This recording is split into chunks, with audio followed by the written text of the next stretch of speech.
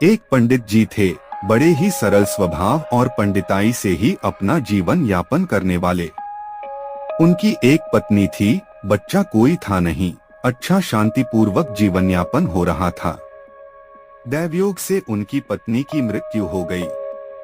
अब पंडित जी बेचारे बड़े परेशान, पड़ोसियों और गांव वालों ने कह सुनकर उनकी दूसरी शादी करवा दी। जीवन पटरी पर आया, किंतु पंडित जी फिर भी उदास रहते। नई पंडितानी ने पूछा, मेरे रहते आप उदास क्यों रहते हैं? पंडित जी ने कहा, कोई बात नहीं है।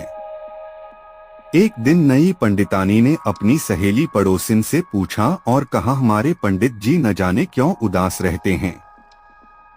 पड़ोसिन सहेली ने कहा, अभी इनके दिमाग में पहली पत्नी ही भरी हुई है, उसी की याद में उदास रहते हैं। पंडितानी ने कहा, आप सही कहती हैं।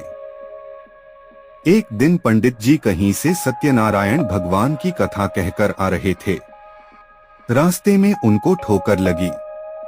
शाम होने जा रही थी। पंडित जी ठोकर खाकर गिर पड़े।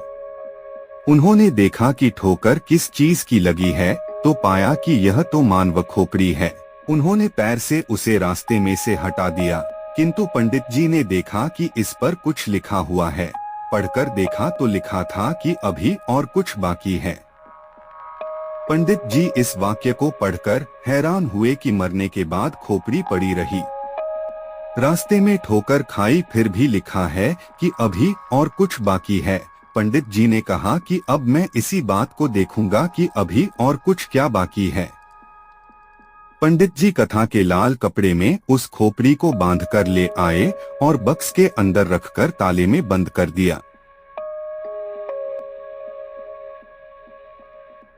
पंडित जी अमावस पूर्णिमा को उसे निकालकर धूप बत्ती अगरबत्ती लगाकर रख देते और चाबी को अपने जनेऊ में बांध लेते। पंडितानी ने सोचा कि इन्होंने इस बक्से में क्या चीज रखी है।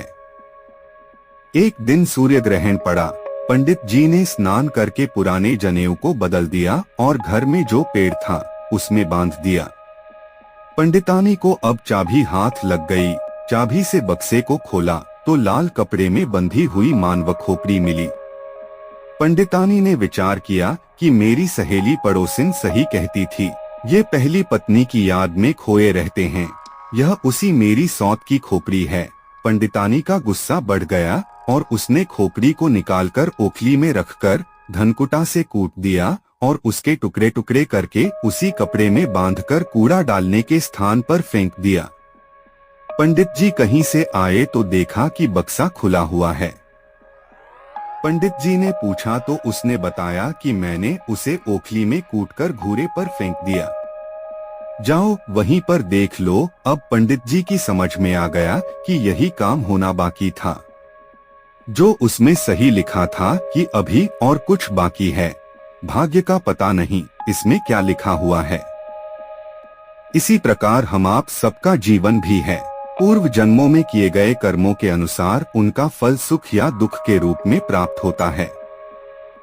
पूर्व में जो हो गया है वह तो हमें ज्ञात नहीं होता, पर आगे के लिए सचेत रहा जाए, जिससे हिसाब किताब कुछ बाकी न रह जाए, क्योंकि यह बाकी ही संसार में बार बार आवागमन का कारण है।